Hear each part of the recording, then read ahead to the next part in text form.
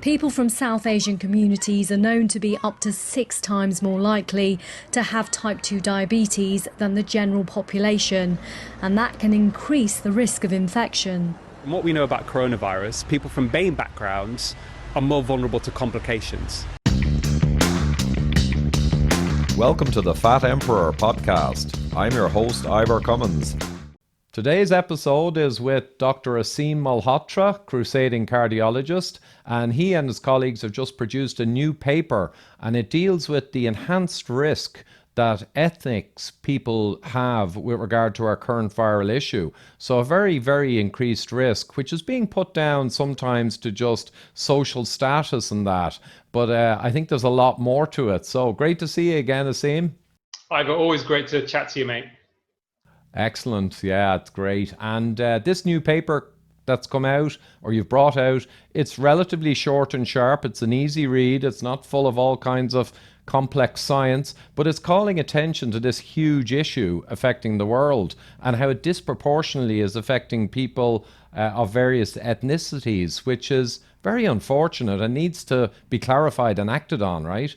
Absolutely, Ivor. So the title of the paper published in the journal, it's a peer-reviewed journal called The Physician.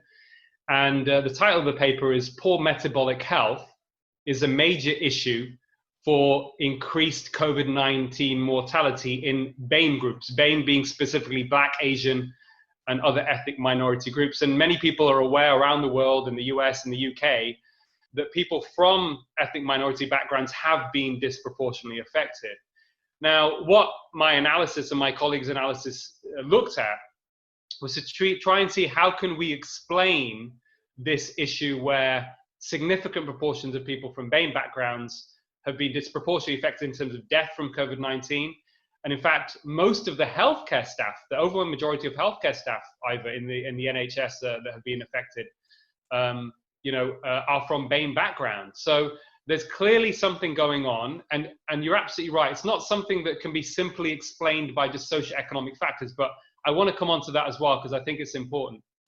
And what we found, and in fact it's there in the literature, first and foremost, is when you correct either for these metabolic conditions and the comorbidities, there is no increased risk of death. No, and if there is one, it's going to be small. Of course, every bit of research you have to, look in the wider context of things. But let's just say it is the title of the paper is a major issue. I think it is the major issue to explain what's going on. And when we talk about metabolic health, I think it's important for the listeners and the viewers to really understand that this is something that is the major issue when it comes to heart disease, when it comes to the conditions such as type 2 diabetes, high blood pressure, the major issue affecting healthcare.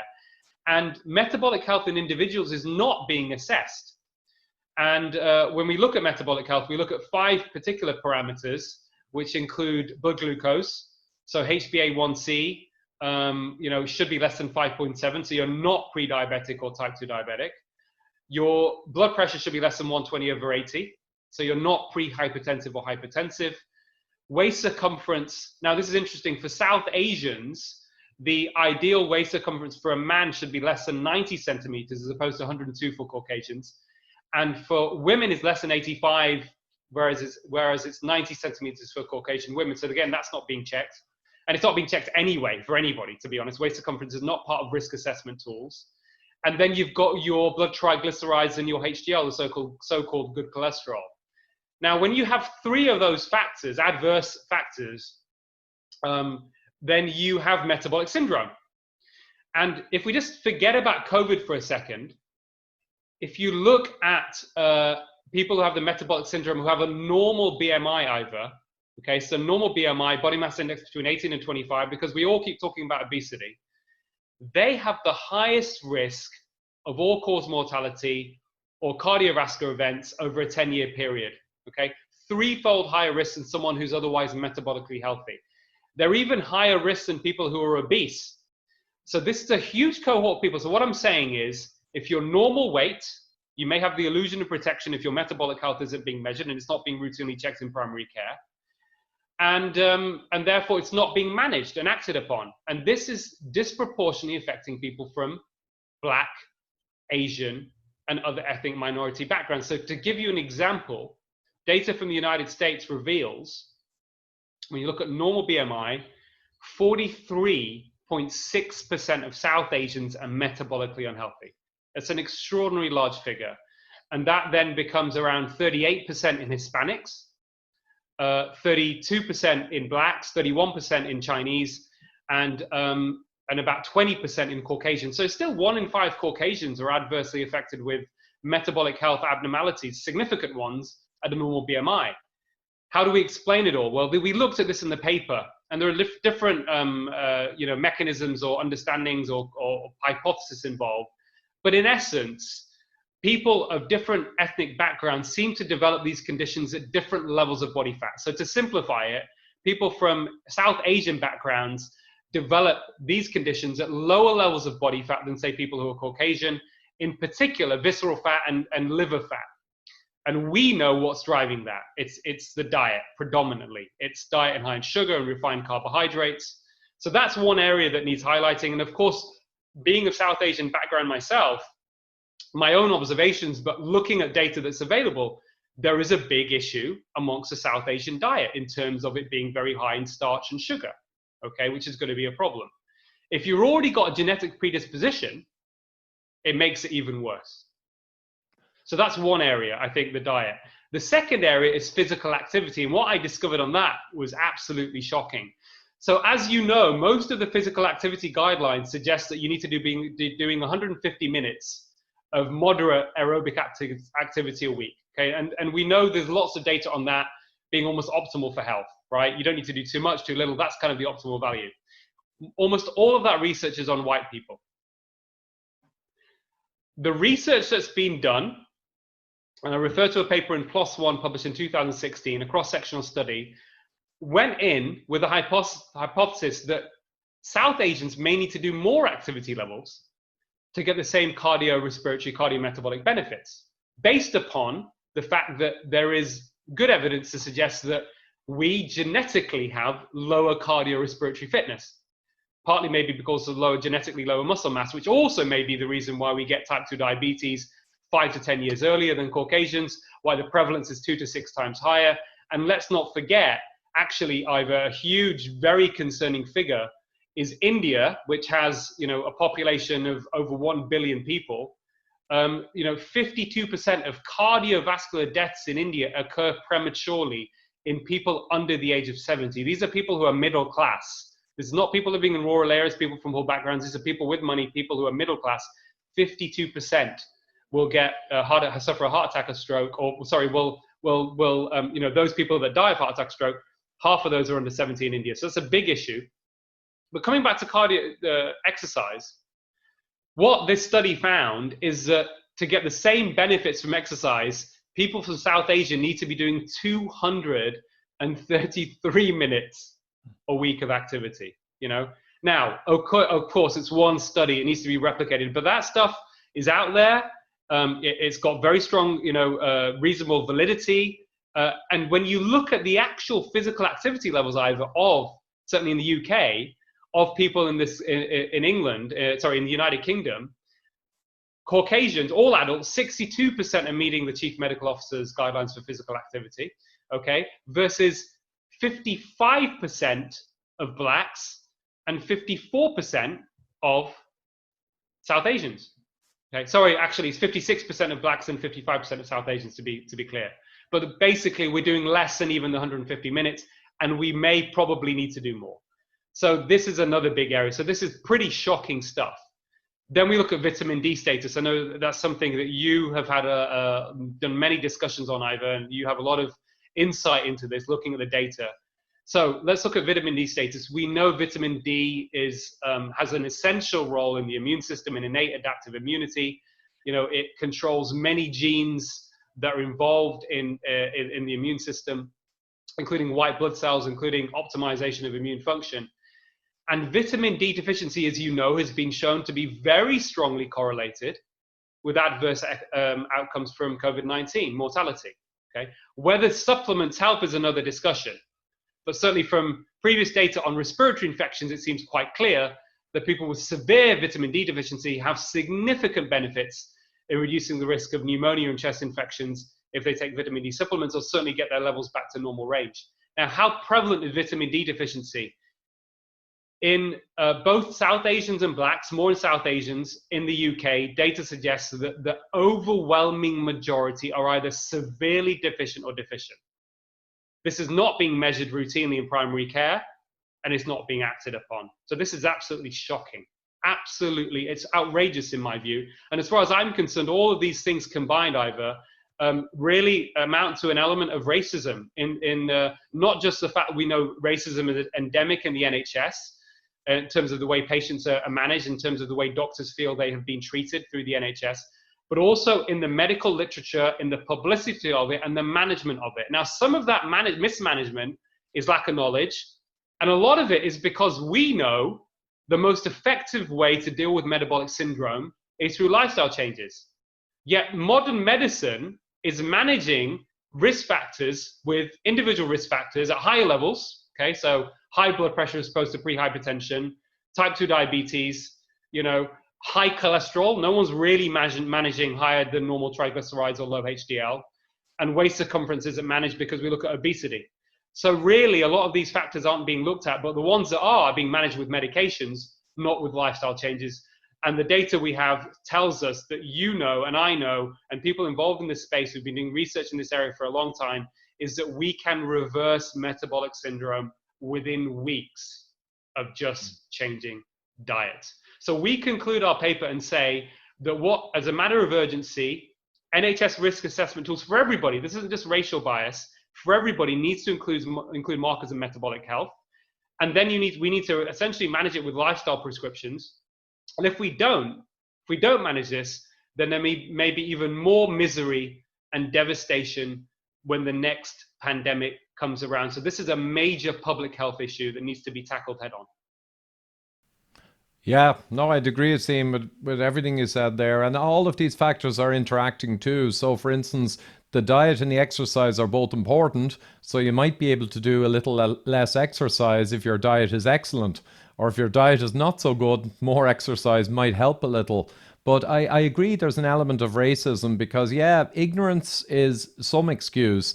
But when all of this is in the literature, it's not so much of an excuse. And I notice in the media, there's this constant drive, or even within medicine, to try and blame it on social class. But as you say, it's not that. They're almost studiously avoiding the real root causes and deflecting to social status. And as you said, I think 25 doctors, medical staff who sadly passed away in this issue in the UK, I think 24 were ethnics. So it's clearly not social status, it's something else. And I'd agree totally. The vitamin D thing is huge. We have 4 or 5 human studies now. They're associational, but they're well corrected for confounding. And there may be up to 10 times the risk if you're below 20 nanograms of a serious outcome or death than if you're above 30. And like you say, the status of ethnics in the UK is shocking, even compared to Caucasians. And the Caucasians, for me, is shocking. Everyone should be at around 35 nanograms evolutionary level, regardless of skin color. And people are an average of around 20 odd, with huge tracts of people down to 10. So with the vitamin D, I'm glad you said the supplement thing, because look, if someone is deficient, supplements no doubt will help. And there are studies showing that with immune function, etc. But if you take a low vitamin D person, and this is known now, who's down at 18 or something terrible, so they're at huge risk to many diseases, including our current issue, if you take that person and fix their diet, fix their insulin resistance, and eat nutrient-dense food and cut out all those crappy carbs, the health will jump up. But interestingly, the vitamin D status in the blood test will jump right up. So vitamin D is acting as a marker for underlying metabolic health. So it's just another great marker. So I'd prefer to get it up by sun exposure, nitric oxide, healthy UV exposure without burning. Get it up by fixing the diet, by removing the insulin resistance, and get it up through all those real root cause fixing ways. And like you say, sure, if you're low, you can supercharge your efforts to get back on track by taking supplements as well. I mean, do everything.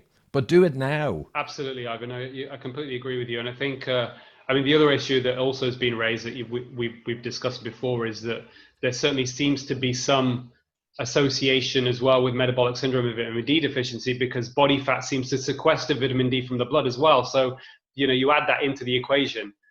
Certainly, we know that metabolic syndrome, insulin resistance is very prevalent in South Asians. So think about this. We've got a genetic predisposition, essentially what we're saying, that is then exacerbated by poor lifestyle factors. So both together is a big issue. It's a big problem, and it needs to be addressed. And in terms of the social stuff, I think we can't ignore it. In fact, but you're right, it shouldn't be the distraction from looking at the biology, because there are things we can do to correct it. And of course, I think we all have a role to play in reducing social injustice, in reducing health inequalities, because many people either, the reality is this, that they can't even make two ends meet because of job insecurity and how much they're earning. We can't even get to the stage about talking to them about eating healthily, because they just can't, it's very difficult for them to afford it. And that's where government needs to come in and needs to help them. And in fact, when you look at the social impact, social determinants of health, actually that's the biggest impact on our life expectancy. So if you go, from one part of New York, say the South Bronx, to Midtown Manhattan, the life expectancy difference is, about 16 years. I mean, it's absolutely extraordinary. And what we don't discuss, which is interesting, when people keep talking about social determinants, it sounds a bit vague, but there's a biology going on here. And the best explanation is psychosocial stress, really. People who have, if you've got excess demand and loss of control in your life, right, in terms of the kind of jobs you're in terms of the money you're earning, in terms of being, if you like, exploited, having loss of control in your life with anything, it's a huge psychological stress burden from a very early age, and you combine that with the lifestyle changes, with alcoholism, with people suffering abuse, even racism, that can knock 10 to 15 years, even 20 years off your lifespan. That is extraordinary. That is more than anything that we can do from a lifestyle perspective, Ivor.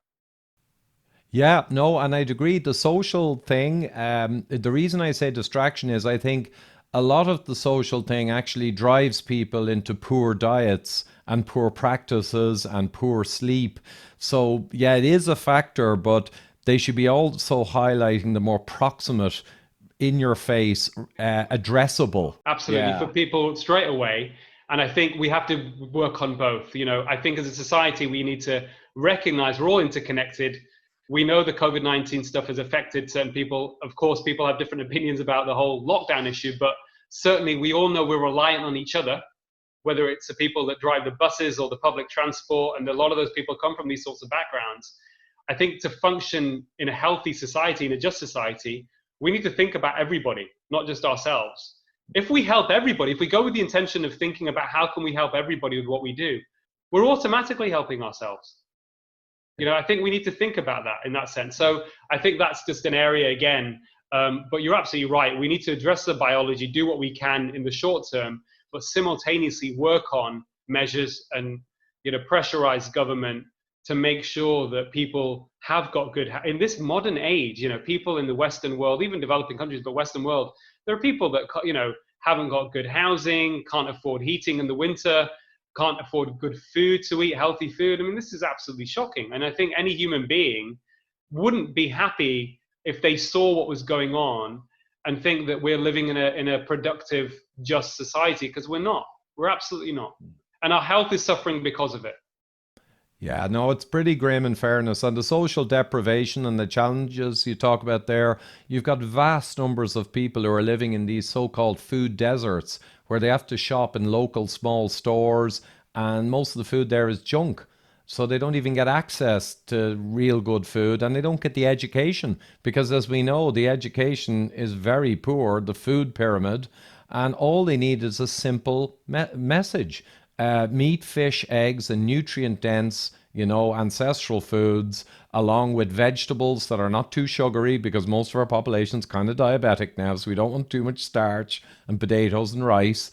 And that simple message about real whole foods pounded to the people could really move the needle. But instead we get this food pyramid, kind of processed food supporting bread and pasta kind of message, which is a disaster. And it's become normalized, isn't it?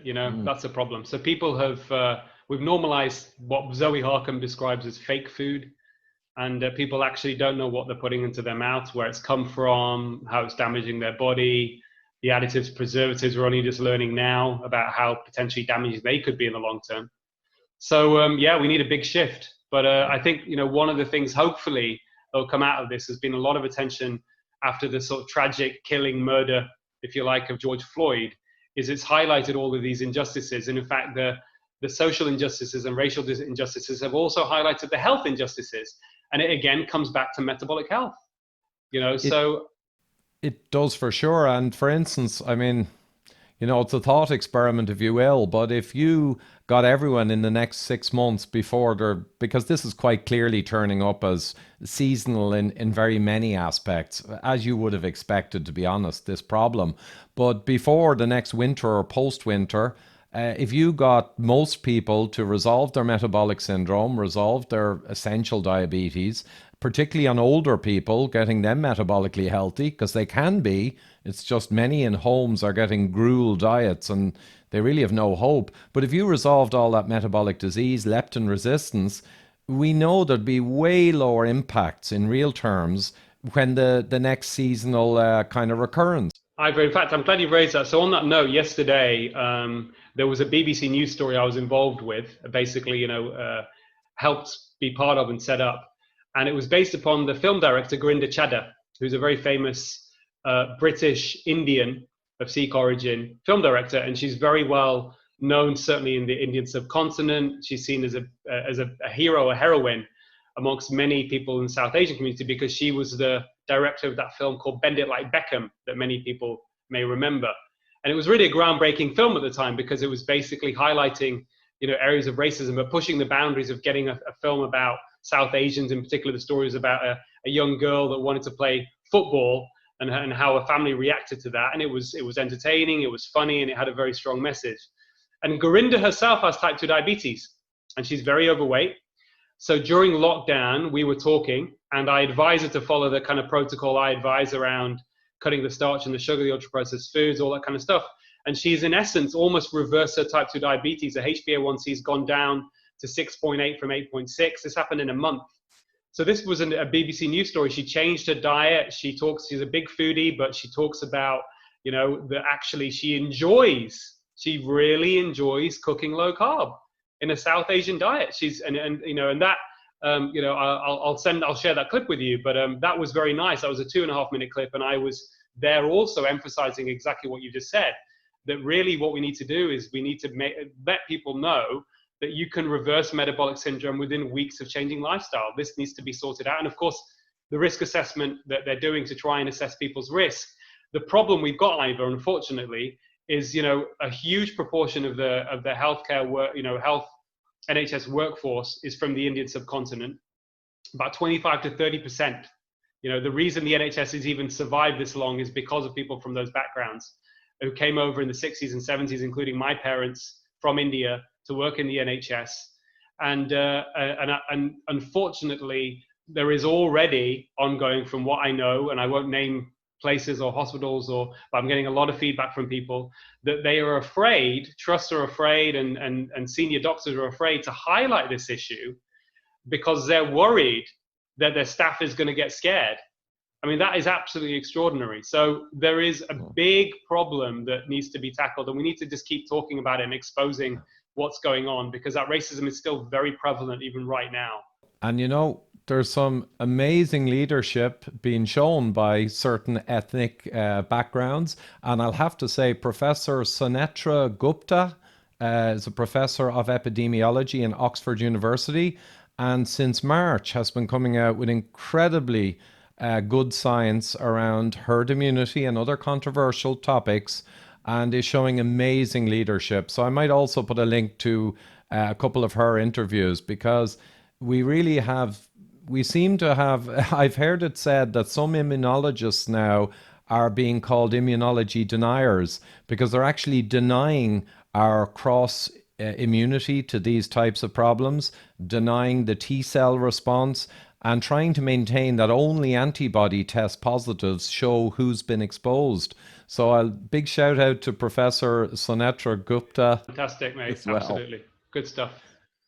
Great. So, well, Onwards and upwards, I think, Ivor. I think it's, it's metabolic syndrome. Let's just keep banging on about it because people still don't know what it is. Most doctors, if you ask them, probably won't be able to define it. I think, patients need to be aware of this. This is not a deliberate act. This is just part of our training, part of not keeping up with the evidence, part of the fact that guidelines are being really influenced and dictated by the drug industry. And there's no drug that sorts metabolic syndrome out, mate. And that's why people don't know about it. And it's shocking. It's corrupt. I'm very happy to go on the record and say that. And I've said it before. But enough is enough. Our duty as doctors is to scientific integrity and to our patients. And all I am doing and other people in this space are doing is just doing our duty. But that means speaking out. We can't be silent about it anymore.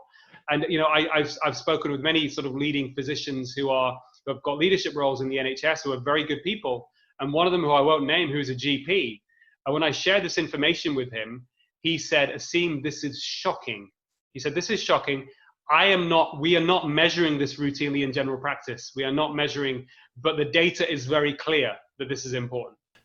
For sure, Aseem. And this could be a rallying cry as well for all those medical staff, doctors, and even professors in universities out there who are aware of this and other challenges with our current situation, and maybe just take a little more risk and be more outspoken, because leadership is crucial. Yeah, and I think absolutely, Ivor. And I think the other thing to say, and it may sound a bit controversial, but it's something I do all the time, but I think people need to also understand that there is, and this is, not necessarily a deliberate sort of done with any sort of malice or intent, but it's part of the system failure, is many of these doctors are not speaking out because they take money from the drug industry. Why are diabetologists and endocrinologists not shouting about this?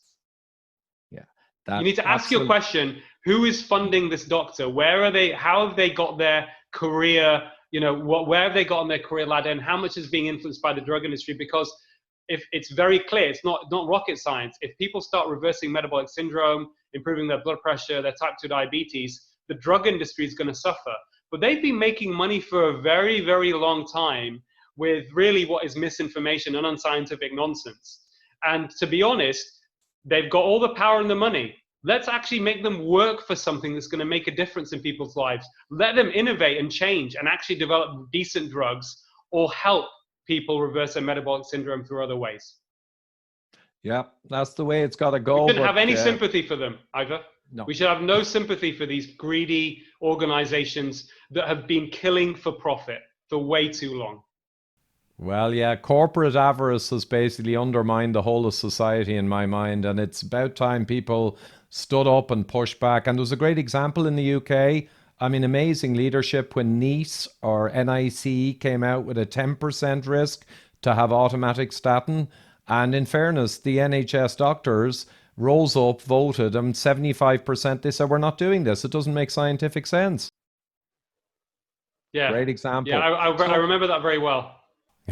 You were in the middle of it, I'm sure. So maybe we'll finish just with people. Google metabolic syndrome, know the real markers. Metabolic syndrome, LDL is not included in the list. They don't even bother. So neither LDL or body mass index. The two biggest industries, LDL pharma, BMI, food industry, exercise industry, not even included. What does that tell you, mate? Exactly. So the real ones are low HDL, high triglycerides, high blood pressure, waist measurement too large, and blood sugars. Bang. You've got the 5 of them there. That's modern chronic disease. If you add in GGT and serum ferritin and some more measures, great, all the better. But just don't be thinking LDL, because you're just making a fool of yourself. Vitamin D status. Yeah, because that's a master marker that reflects many of these processes going wrong. It's not just the supplements, it's getting it up through nutrient dense, real food diet, healthy sun exposure without burning, and supplements if you're really low, turbocharge your recovery. Great stuff, mate. Onwards and upwards.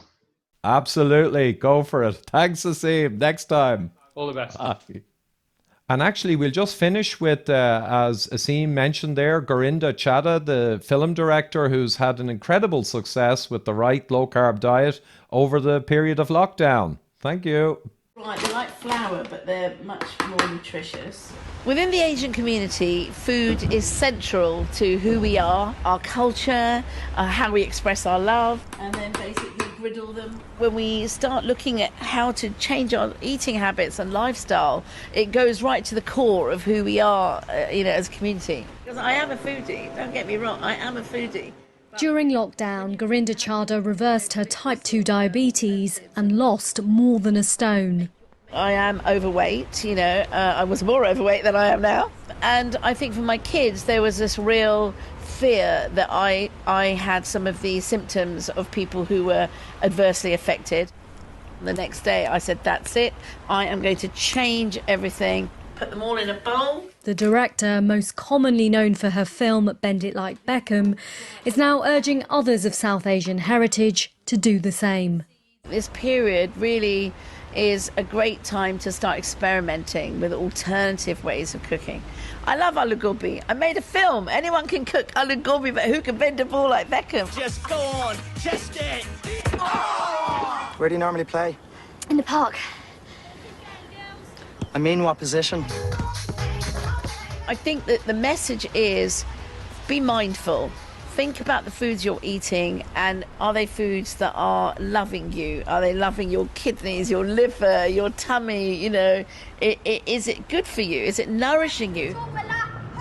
People from South Asian communities are known to be up to 6 times more likely to have type 2 diabetes than the general population, and that can increase the risk of infection. From what we know about coronavirus, people from BAME backgrounds are more vulnerable to complications. However, if we change our lifestyles in terms of eating better and doing more exercise, that risk is rapidly reduced within just a few weeks. Make your own versions of things, like my... But giving up food like rice and bread can be difficult.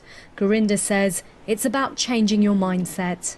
The best way to love our loved ones is to be mindful of what you're eating, bring your propensity to diabetes down, bring your obesity down, and still enjoy food like I do, but just enjoy better food. Thanks for tuning in, guys. If you're watching on YouTube, you can see my subscribe button in the middle of the screen, and go to extratimemovie.com to see our fascinating new documentary on stopping and reversing heart disease.